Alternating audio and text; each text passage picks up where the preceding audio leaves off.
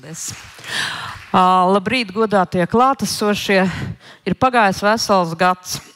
Un ja iepriekšējā reizē es runāju par to, ka mums būs jaunas prasības, būs jaunas regulas, un tad būs tas vai vēl kaut kas, tad šodien jau es runāšu par to, kas nevis vēl ir tapšanas stadijā vai apspriešanas stadijā, bet par to, kas jau ir šobrīd stājies spēkā vai tūlīt stāsies spēkā, un kādas izmaiņas tas mums arī kopumā nes. Un lai jūs nemulsina, kad tie, kas te priekšā stāv un skatās reizēm uz leju, tur ir ekrāns, lai varētu pārvirzīt attiecīgi slaidus, un mēs varētu arī tālāk runāt. Šodien es runāšu par veselu rindu jauniem dokumentiem, kas jau ir apstiprināti dokumenti, un arī par atsevišķām izmaiņām, kuras varbūt liekas, ka jūs tiešā veidā neskar, bet kopējās izmaksas, kopējo apsaimniekošanu tas skar. Un tāpēc ir svarīgi vismaz kaut vai garām ejot zināt lietas, no kā veidojas maksas, no kā veidojas izdevumi, ko var mainīt, ko nevar mainīt un kādas var izdarīt attiecīgi izvēles. Tad mēs runāsim par 3 Eiropas Savienības dokumentiem, kas uz mums attiecās. Tad par atsevišķiem izmaiņām, kas ir vai nu jau pieņemts vai tapšanas stadijā uz vietas mums nacionālā līmenī. Tātad sāksim ar vecākajiem no dokumentiem Eiropas Savienības līmenī. Tātad ar bateriju regulu, tālāk jau citas regulas, un tad jau aiziesim arī līdz nacionālajiem normatīviem aktiem. Sākšu es ar bateriju regulu. Augšā ir tādiem sīkiem burtiem jums rakstīts, visi numuri un nosaukumi, kā tad īsti viss tas ir un kāds tad ir kurā datumā, kas ko groza un ko atceļ. Īsā nosaukumā baterija regula, bet tas garais nosaukums, to jūs tomēr paturiet prātā, jo ir viena būtiska nianse. Ja līdz šim bija mums direktīvas attiecībā uz baterijām un akumulatoriem, tagad mēs vairs lietojam tikai vienu vārdu - baterijas. Viss ir baterijas, tad attiecīgi direktīvas, viņu prasības iestrādā mūsu likumos, mūsu noteikumos, un tad tās stājās spēkā. Savukārt, ja tās ir regulas, tas nozīmē to, ka regulas ir iztulkotas visās attiecīgi oficiālajās dalību valstu valodās, un viņas vienkārši piemēro. Mūsu likumos ieliek tikai tās nianses, kas attiecās, kur dalību valstīm ir dot kāda brīvība, vai nu kaut ko organizēt, vai veidot tā, kā ir uz vietas, un kā nacionāli būtu visefektīvāk, vai arī nosaucot kādas atbilstošās iestādes, kas tad par ko atbild. Tāpēc regulas mēs lasam tiešā veidā un nemeklējam vairs, kur tas ir pārņemts mūsu likumos vai noteikumos. Un kāpēc regulas nevis direktīvas? Tātad ja ir direktīva, tad prasības ir jāiestrādā likumos, jāizdomā, kā to vislabāk izdarīt, cik efektīvi, kā noformulēt un tā tālāk. Savukārt, ja ir regula, tad visiem ir vienāds teksts. Nekāda lielā radošuma tur nav, izņemot, protams, ja nav noteikts, ka kaut ko dara paša dalība valsts.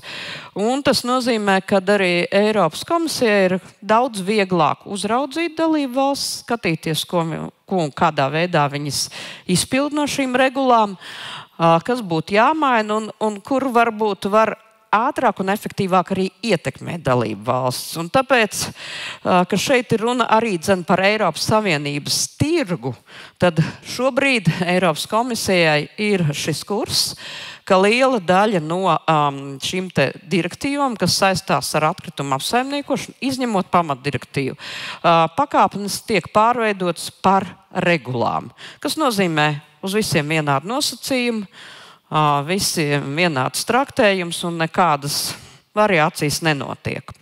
Un baterija regula, tā ir pirmā no šīm vides regulām, kas nāk direktīvas vietā.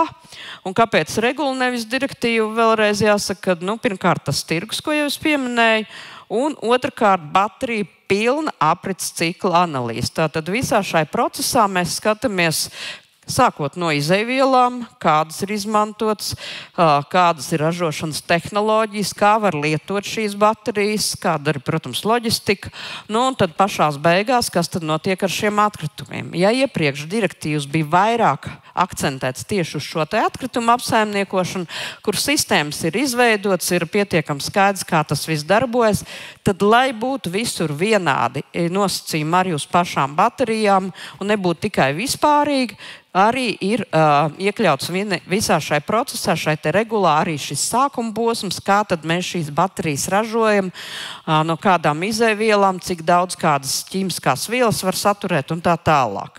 Otrs iemesls ir saskaņots prasības produktiem un arī tirgumu, tātad atbilstības novērtēšanas procedūras, nevis, ka to dara tikai kaut kādām preču plūsmām, bet visām.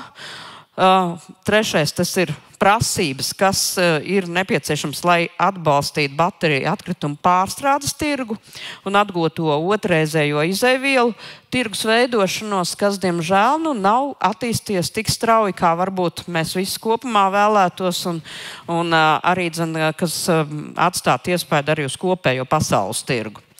Vēl viens iemesls ir tas, ka nedrīkst pieļaut dažādus šķēršļus tirdzniecībai un arī konkurences izkropļojums, respektīvi, lai iekšējais tirgus saglabātos pietiekami efektīvs un netikt arī kropļots, teiksim, visas sadarbības arī uz ārpus no Eiropas Savienības, Eiropas ekonomiskās zonas. Un līdz ar to visiem ekonomikas operatoriem, un atgādinu, šis ir jauns termins, mēs vairs nerunājam par komersantiem vai vēl kā savādāk. Mēs runājam par ekonomikas operatoriem. Tas nozīmē, ka tas ir gan bateriju ražotājs, gan tas, kas ieved un tirgo šīs baterijas vai izplata tālāk. Tad, lai nodrošinātu visiem viņiem vienādas prasības visā Eiropas Savienībā. Respektīvi, lai nebūtu tā, ka kāda no dalību valstīm var noteikt kādas atkāpes, un mēs mainām pieeju un īstenojam kaut ko savādāk nekā citās, līdz ar to padarot sev labākus nosacījumus. Un kāpēc bateriju regula bija pirmā un kāpēc viņa vispār ir svarīga? Te tikai dažas prognozes, kas tika veikts, izstrādājot šo te regulu un arī apspriežot viņu un tālāk jau pieņemot. Tas ir pirmkārt komisijas prognozes par globālo pieprasījumu, kurš plānots, ka viņš pieaugs līdz 2030. gadam un arī vēl tālāk uz priekšu. Otrs, tas ir otrs lielākais tirgus pasaulē. Attiecīgi, un arī otrs lielākais ražotājs pasaulē, tas ir Eiropas Savienība kopumā, kas nozīmē, ka tas ir tiešām objekts, kuram ir jāpievērš īpaša uzmanība, un tad arī, lai visiem būtu šīs vienādās prasības un vienādā pieeja.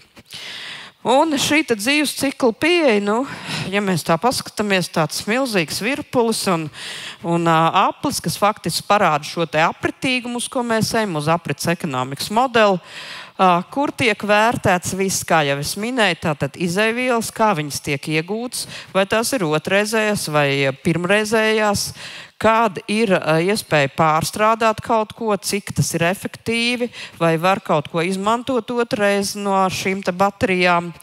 Tālāk jau kādas ir bīstamās vielas, cik daudz, kādā veidā, kāds ir iespējas pārstrādāt, cik lielā apmērā.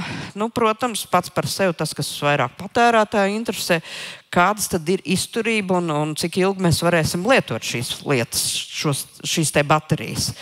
Un tad, protams, kad jau mēs nonākam pie tā, ka vajag kaut ko pārražot vai pārstrādāt, tad kā to vislabāk var izdarīt, lai būtu tam visam arī vienādas prasības, un kādi ir šie te bateriju atkritumu savākšanas mērķi, kas ir visā Eiropas Savienībā tātad vienādi. Kas nozīmē to, ka tiek lielāka akcenta likt uz definīcijām. Vienu jau pieminēja ekonomikas operators, tātad arī minēja, ka vairs mēs nerunājam par baterijām un akumulatoriem, bet runājam tikai par baterijām, jo arī akumulators mēs turpmāk saprotam kā baterijas. Tā ir ražotāja atbildības sistēmas, kā viņas vēl vairāk attīstīt un pastiprināt.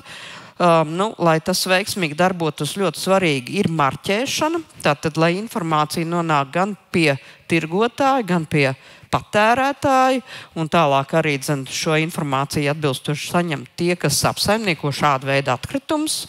Un, lai šī informācija efektīvi apmainītos, tātad nevis ar papīriem, bet jau elektroniski un šīs digitālās pasas, kuras arvien vairāk ieviešam.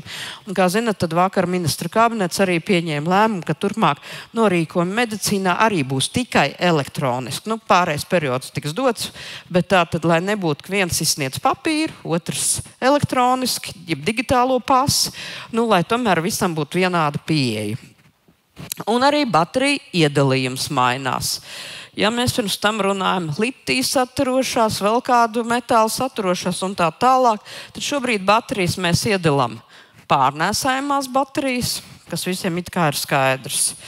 Baterijas vieglajiem transporta līdzekļiem, tā skaitā skrejriteņiem, ko daudz izmanto uz ielām vasaras periodā.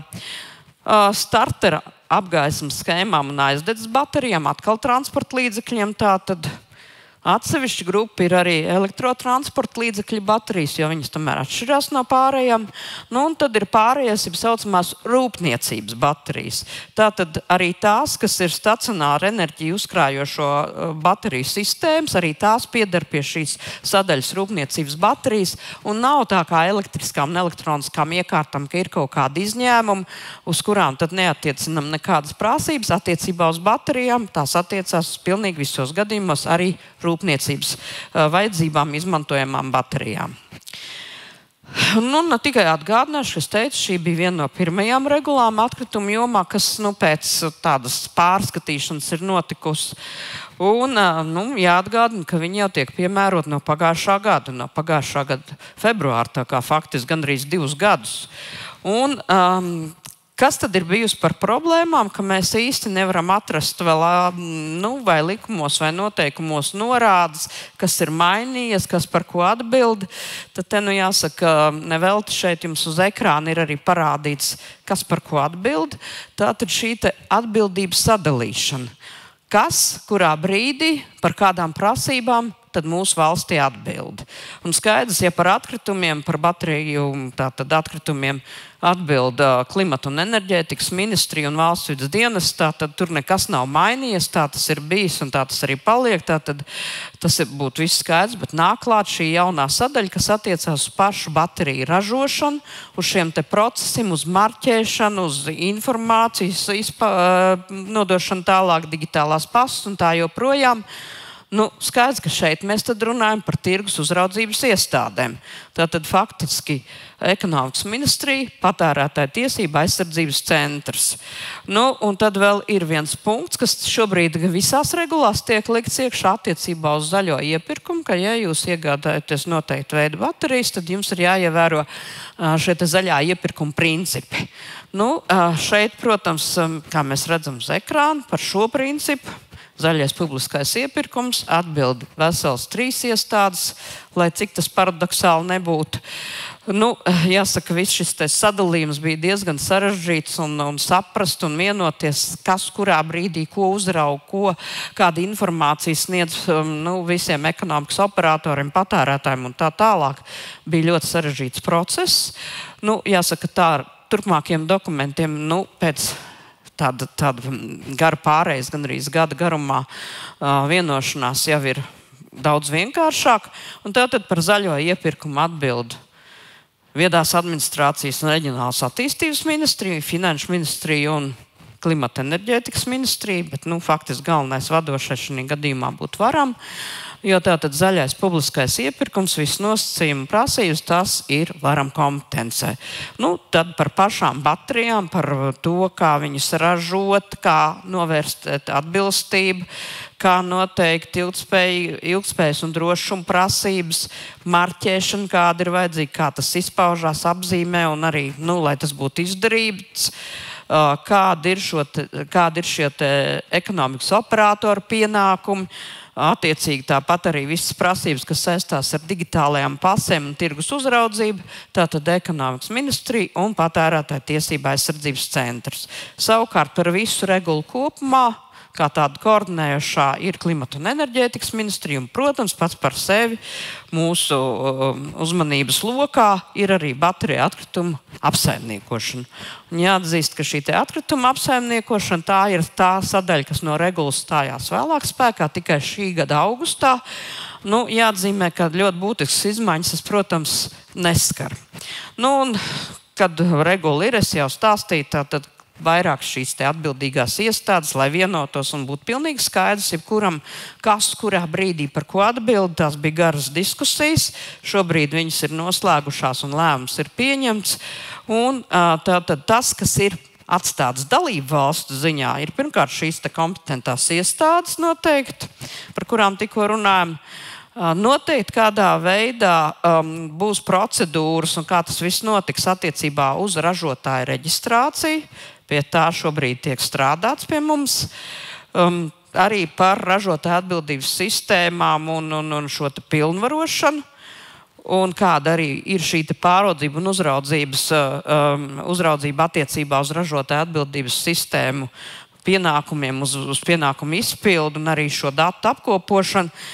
Tas tad arī paliek dalībvalsts ziņā. Tas nozīmē to, ka mums tas būtisks izmaiņas nenes, jo mēs praktiski plānojam un paredzam saglabāt jau esošo sistēmu.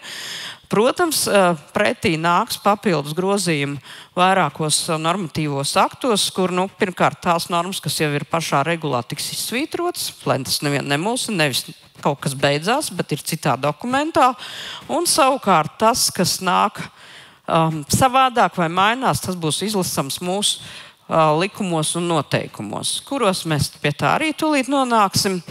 Bet tātad viens no tādiem argumentiem, vai jautājumiem ir par to, kāda tad ir ar savākšanas mērķiem bateriju atkritumiem. Tātad, aprēķina metode samērā sarežģīta, kā jūs redzat.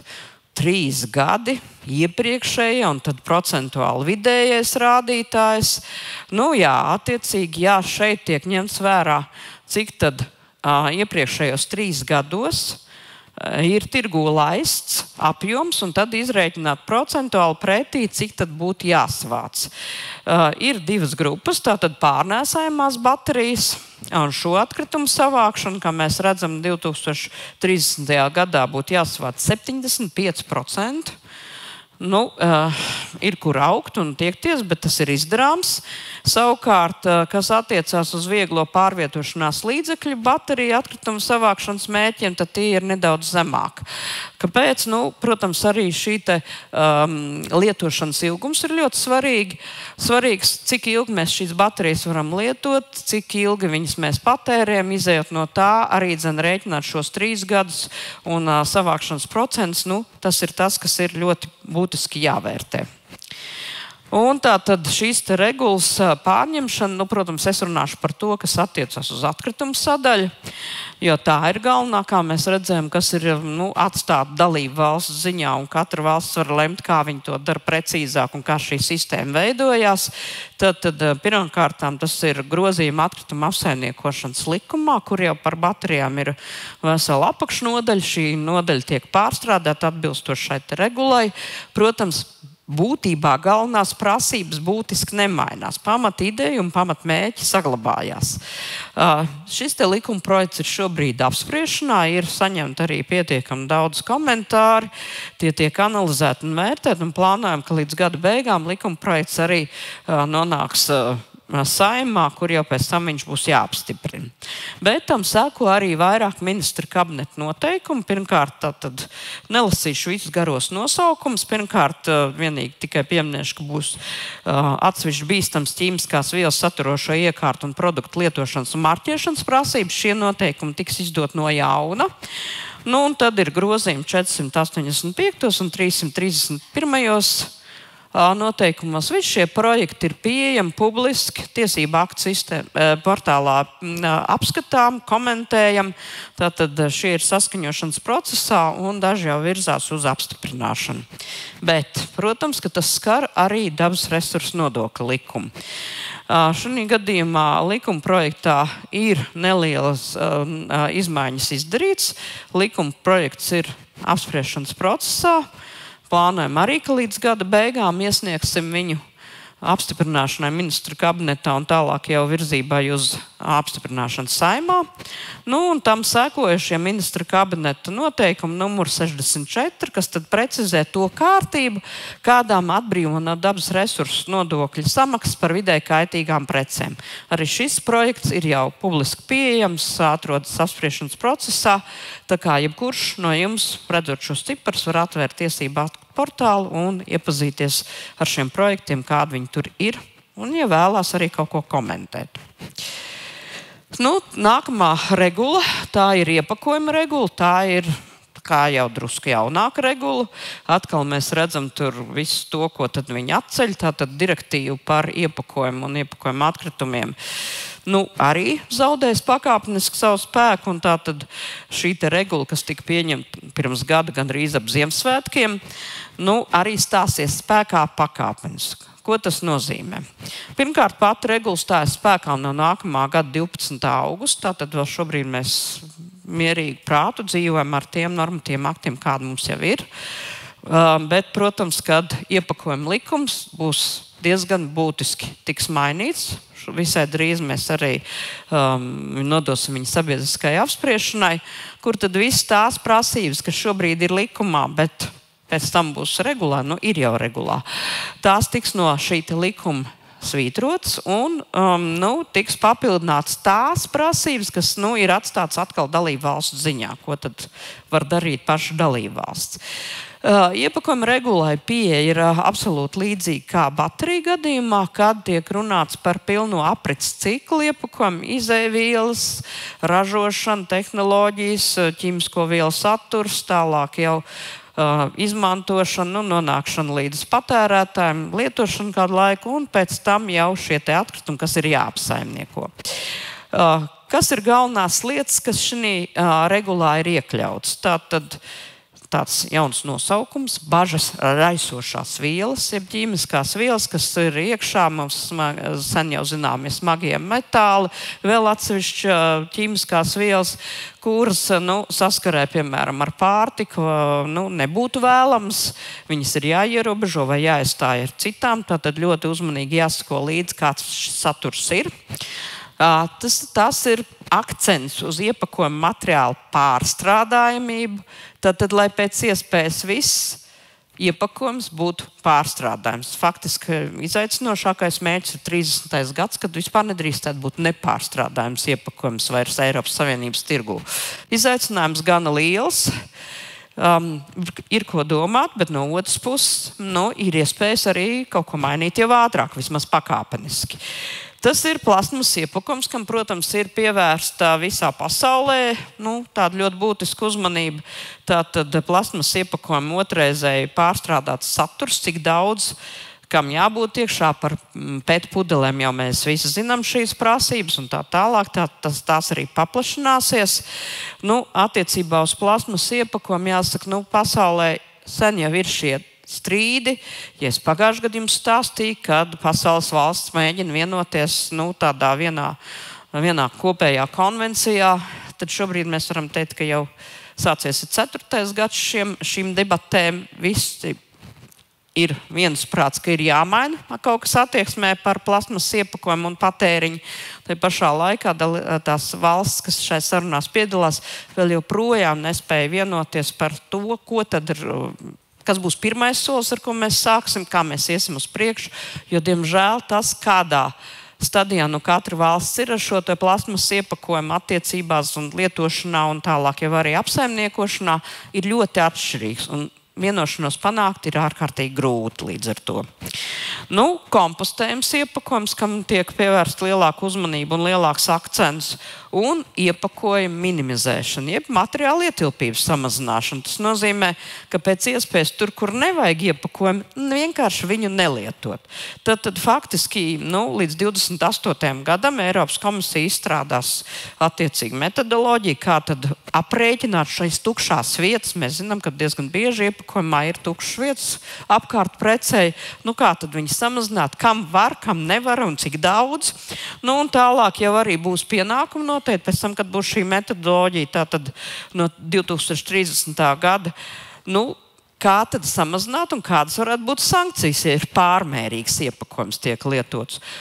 Protams, pats par sevi marķējums. Par marķējumu var piebilst tikai to, ka attiecībā uz marķējumu pašu, kā viņš izskatās un kādas ir prasības marķējumam, nekas nemainās. Atgādināšu tikai to, ka šobrīd, ja mēs marķējam iepakojumu attiecībā par materiālu saturu, kāds ir šis materiāls, vai viņš ir satura arī pārstrādājumu, tā bija brīvprātīga prasība, kas to jau sen izmanto, un viņiem vispār nekas nemainās. Savukārt turpmāk šis marķējums jau būs obligāts. Tas nozīmē, ka tas attieksies uz visiem vienādi un nebūs vairs izvēle gribu marķēt vai negribu marķēt. Ja mēs runājam par pienākumiem un kontroli, tad tieši tāpat kā bateriju gadījumā parādās jauns jēdziens ekonomikas operators. Nozīmē tieši to pašu, ka baterijas gadījumā. Regula nosaka, kāda ir šie operatori pienākumi minimāli, un kāda ir minimālās prasības attiecībā uz kompetentās iestādes kontroli un uzraudzību. Šajā gadījumā Latvijā tas ir valsts vides dienests, ja mēs runājam par iepakojuma atkritumiem. Attiecībā uz atkritumu apsaimniekošanu, tātad, protams, paliek akcents uz paplašināto ražotāju atbildību, uz atkārtot izmantošanu un uzpildi, kur būs arī specifiskas prasības no 2030. gada. Un vēl viens papildus jēdziens, kas parādās, pareizāk sakot, jēdziens varbūt neparādās, bet jau ar konkrētām aprisēm prasības, tas attiecās uz atkritumu rašanās novēršanu. Tātad, kā pēc iespējas samazināt radīto izlietoto iepakojumu. Un to rēķinās kā mērķa rādītāju uz vienu iedzīvotāju, un salīdzinājumi tiks izmantots 2018. gada dati. Labi, ka 18. nevis 21. kad būtu pavisam traki jāsamazina viss. Un tā tad jaunās regulas prasības, kas nāk no jauna klāt, jau spēkā esošajām. Tad pārstrādātās plasmas saturs iepakojumā, ja šobrīd tas jau bija iezīmēts, tad tas tiek vēl attīstīts tālāk uz priekšu. Tad arī specifiskas prasības iepakojuma materiālu pārstrādājumībai. Ja mēs Latvijā esam jau tomēr raduši risinājumus un novērtējuši, kā mēs varam pateikt, vai materiāls ir pārstrādājums vai nē. Mums ir noteikts prasības, ir ministra kabineta noteikumi, piedāvāts metodas, kā to izdarīt. Tad Eiropā kopumā šobrīd tas vēl nav noteikts, bet tiek plānots. Tā kā šajā gadījumā mēs varēsim dalīties ar savu pieredzi un, iespējams, piedāvāt savas prasības, lai nenoteikti vēl kāds papildus jaunas.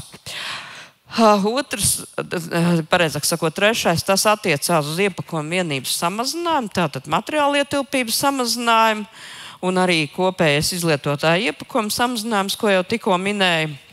Lielāks akcents tiek likts uz atkārtoto lietošanu, kur būs jāsniedz dati, būs arī jānovērtē un tas būs arī jādara. No 2029. gada depozīta sistēma dzērienu iepakojumiem visā Eiropā, visās dalību valstīs. Tas nozīmē vēl viens mājasdarbs, kas mums nebūs jādara. Piedāvām valsts, kas jau ir izveidojušas šīs sistēmas, var saglabāt tādas, kādas viņas ir, bet attīstīt tālāk uz priekšu. Protams, tiks noteikts minimālās prasības, kam tur jābūt iekļautam vai tam līdzīgam. Arī ar to mums nebūs problēmas. Jo faktiski tas, kas tur būs paredzēts iekļauts, mums jau ir depozīta sistēmā. Tiesa tikai vienu vēl piebilda, ka, protams, kamēr virzies šis dokuments, bija ļoti karstas debatas par divu veida iepakojumiem. Viņus vajadzētu iekļaut depozīta sistēmā vai nē. Pirmais, tas ir stiprais alkohols, kur domas dalību valstīm dalījās. Var teikt, ka ir valsts, kas jau mēģina to izdarīt šobrīd, piemēram, kaut vai Malta, Lietuvā tas tiek apspriests, jo tādā veidā var savākt diezgan daudz iepakojumu atpakaļ. Un otrs ir piena produkti. Tātad attiecībā uz piena produktiem arī bija diskusijas iekļaut, neiekļaut depozītu sistēmā. Gala rezultātā viņas netiks iekļauts. Ja valsts grib, tad to var darīt brīvprātīgi. Kas ir parasti galvenais iemesls? Smaka. Jā, es jau redzu no cilvēkiem zālē reakciju. Tātad, ja viņi nav kārtīgi šie iepakojumi izmazgāt, izskalot, tad, protams, ilgstoši stāvot vienvietas, tas rada smaku, bet tas jau ir vairāk atkarīgs arī no mums pašiem. Iepakojuma marķēšana, kas no brīvprātīgas kļūst par obligātu, un plānots, ka pakāpeniski parādīsies vairāk iepakojumu veidi, kurus tirgu aizliegs. Pārstrādātās plasmas saturs iepakojumā, tātad cik daudz un jābūt tātad minimālajos apjomos, tas būs no 2030. gada. Es nelasīšu konkrēti, cik tur petam un tā tālāk, un vienreiz lietojamiem dzērienu pudelēm. Bet pateikšu tikai to, ka tas, kas vairāk parasti viss interesē, vai būs kādas atkāpes. Jā, atkāpes ir tātad attiecīgi noteikts uz farmaceitisko līdzekļu un medicīnas ierīču iepakojumu. Un tātad kompostējumu plasmas iepakojumu, kurš vēl samērā maz tiek tirgu izmantots, kā arī bīstam preču pārvadāšanai un mākslīgiem maisījuma zīdaiņiem. Bet tai pašā laikā uz iekārtām, ražošanas iekārtām, ar kurām saražo šo iepakojumu, tiks piemērot ilgtspējas kritēriji. Tātad vai šīs iekārtas ir atbilstošas, vai viņas ir ilgtspējīgas, vai tas iepakojums, ko mēs saražojam, varētu būt ilgtspējīgs. Tas vairāk skars citas valsts, jo mēs uz vietas diezgan maz ko ražojam paši. Pieminētā atkārtotā izmantošana un uzpildi. Tātad no 2030. gada būs kā obligāta, tad mums ir pietiekami daudz laika. Faktiski gandrīz 5 gadi, lai sagatavotos un nonāktu pie šīm prasībām. Tad pirmkārt tiek noteikts iepakojuma atkārtot lietošanas prasības uz dzērienu iepakojumu, kā no dzērienu iepakojumiem vismaz 10% jābūt atkārtot lietojumam sadaļai. Tāpat uz paletēm, tur vēl lielāks šis cipars ir, jo dzērieniem viena daļa iepakojums tiešām ir vairāk kārt lietojams, un tātad nepietiek ar to, ka viņam ir šīs īpašības, bet viņš būtu arī vairāk kārt jālieto.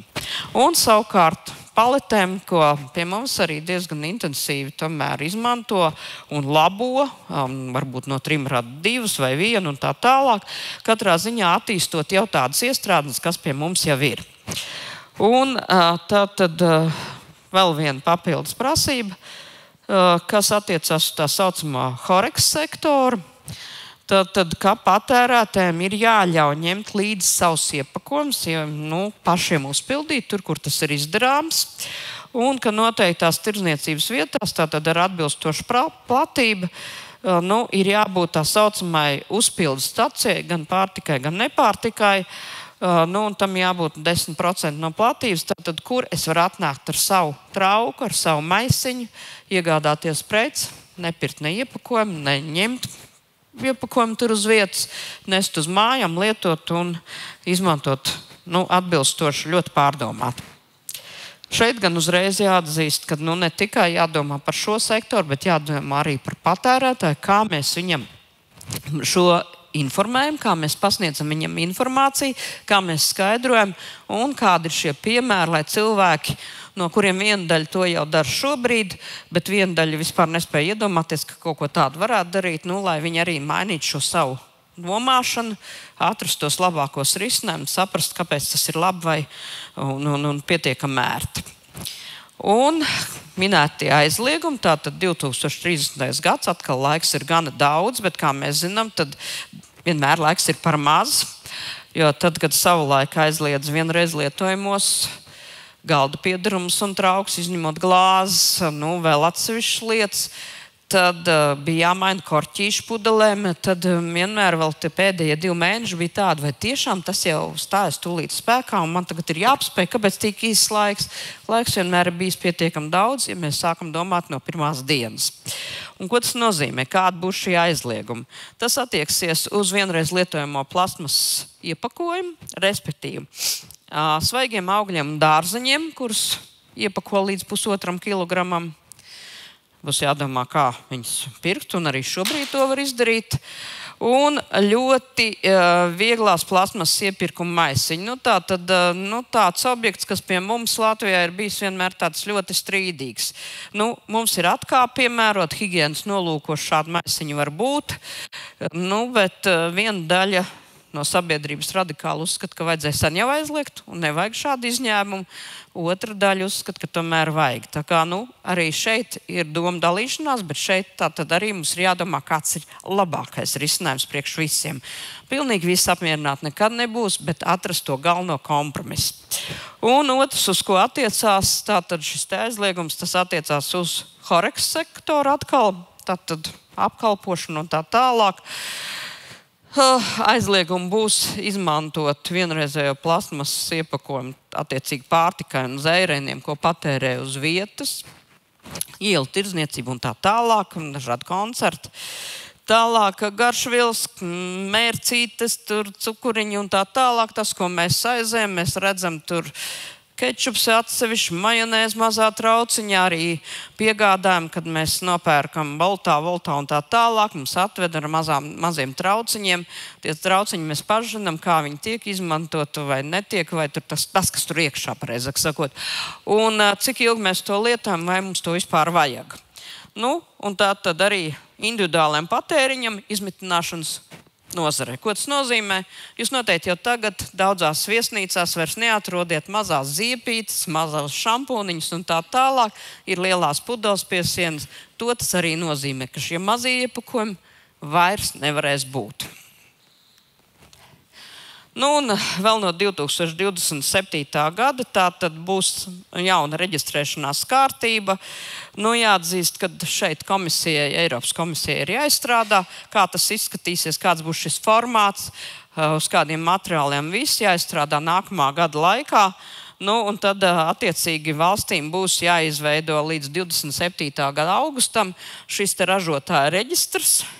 Un ražotājiem vai pilnvarotājiem pārstāvjiem būs jāreģistrēs katrā dalībvalstī, kur viņš kaut ko dara. Tā tad izplat.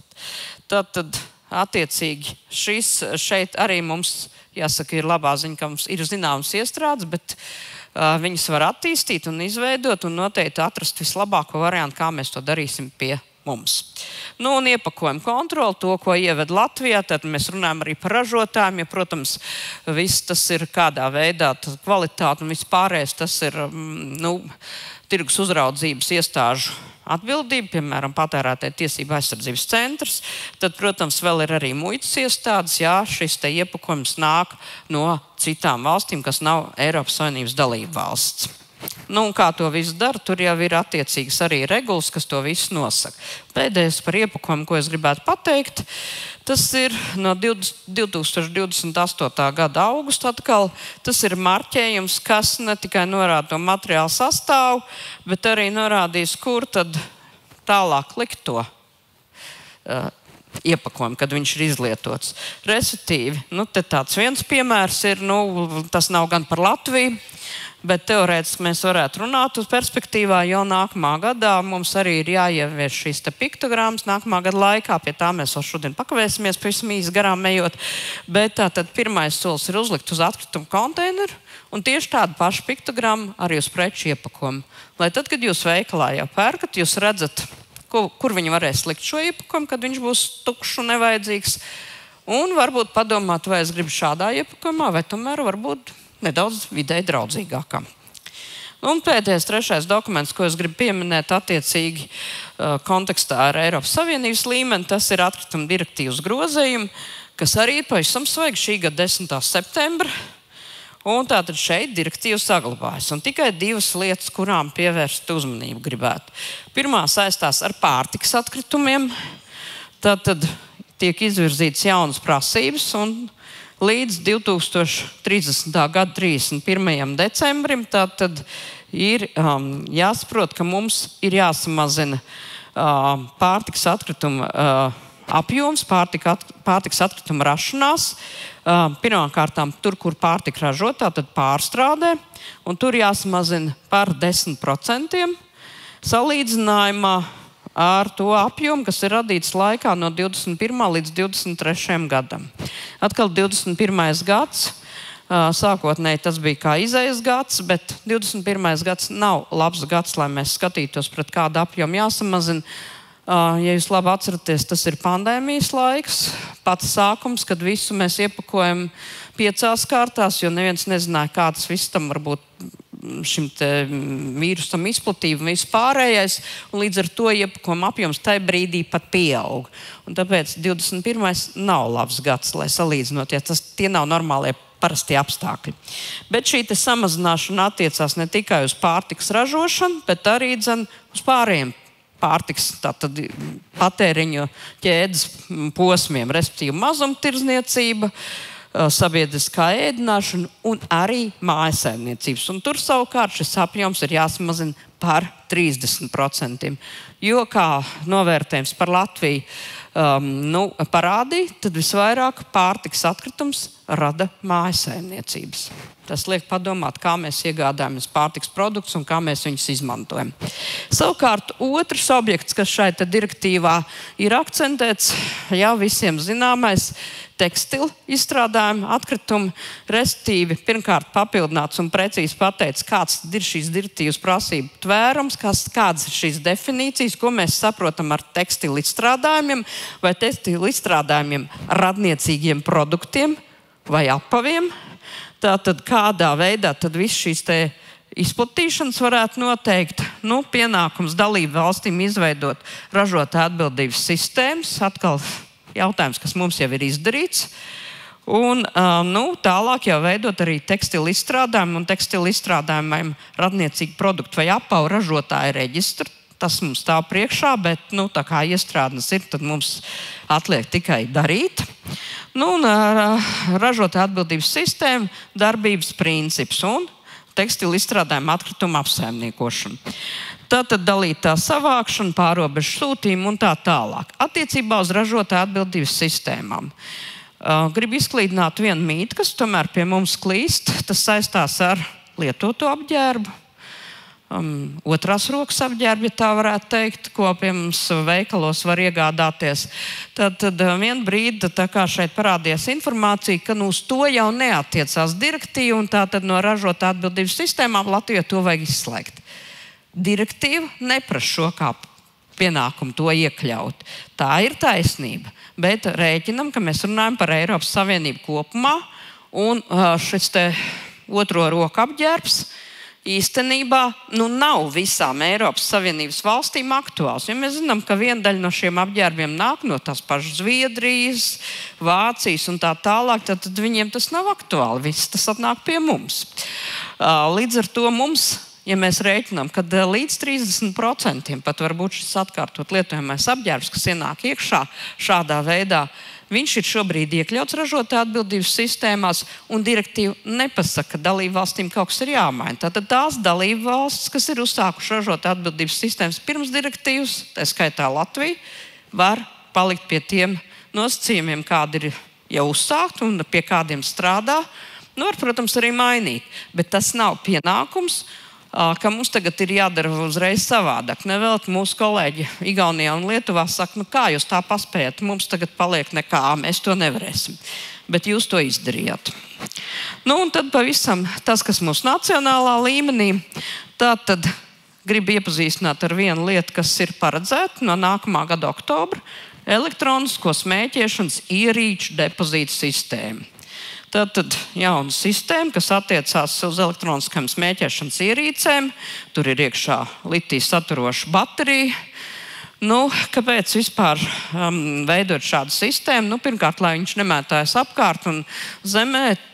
Tas ir, protams, viens, bet jāatzīst, ka tas pēdējais, kas ir apakšā redzams tā liesmiņa, tā parāda vienu tādu būtisku lietu. Ja šāda smēķēšanas ierīce samet vienkārši parastajā nešķirotā atkritumu konteinerā, kuru satur ieber mašīnā, pēc tam viņa kompaktē, saspiež un viss, ir pietiekami daudz gadījumu, ka rezultātā notiek aizdegšanās. tad viņām nevajag nonākt tur, kur viņas nonāk. Nu, un ja par viņām cilvēks ir samaksājis, un pēc tam var dabūt šo naudiņu atpakaļ, šo depozītu maksu, tad viņš noteikti būs motivēts aiznest, atdot, saņemt savu naudiņu atpakaļ, nevis nomest, kur pagadās.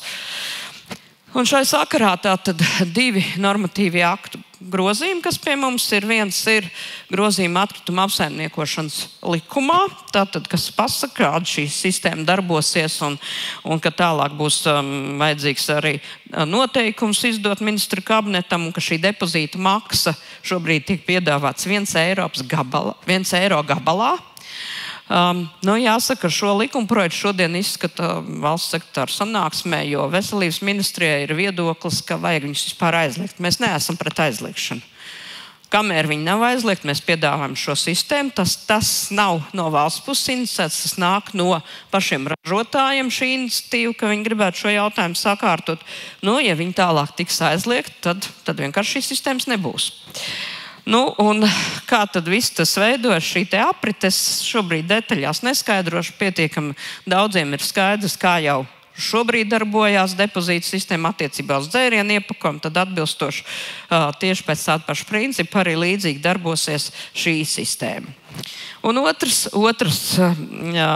normatīvais akts ir dabas resursu nodokļu likums. Tātad tur mēs arī grozam šo te normu. Šīs normas tiek izskatītas jau budžeta pakotnes ietvaros, tad paredzēts, ka, ja tu neesi šai depozīta sistēmā, līdzīgi kā tas ir ar dzērienu iepakojumu, tad ir jāmaksā dabas resursu nodoklis vai netiek īstenot atbilstošiem mērķiem. Savukārt dabas resursu nodokļu likme nav 1 eiro, bet 2 eiro gabalā.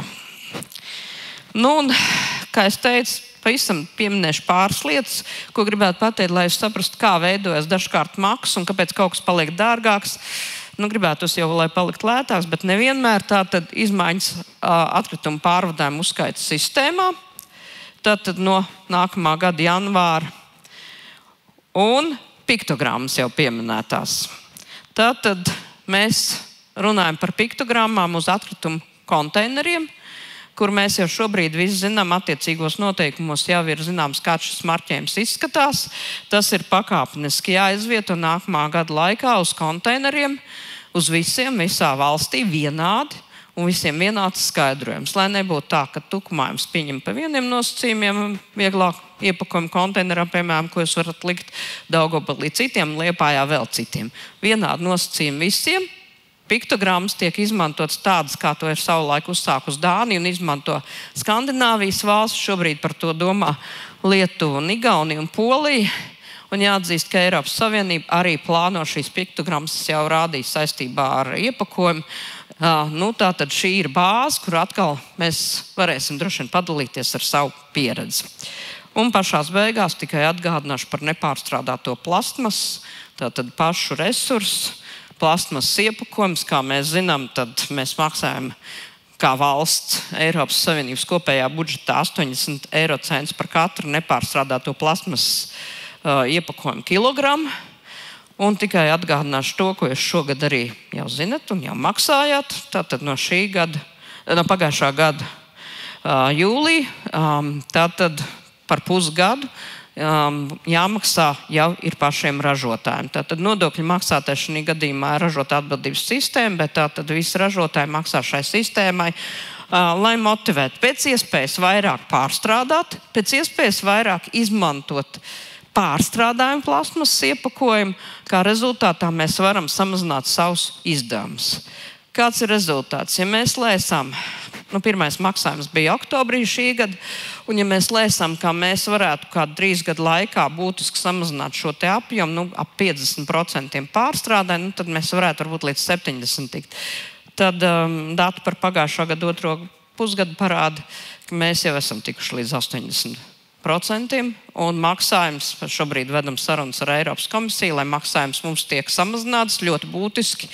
Un tā tad nevis 9 miljoni, kas būtu par pagājušo gadu otro pusi, mēs iekasēsim, jāpārvalda vēl, protams, valsts ieņēmuma dienestā, bet mazāk kā 1,5 miljonu. Tas nozīmē, ka mēs kopā visi varam, vajag tikai gribēt.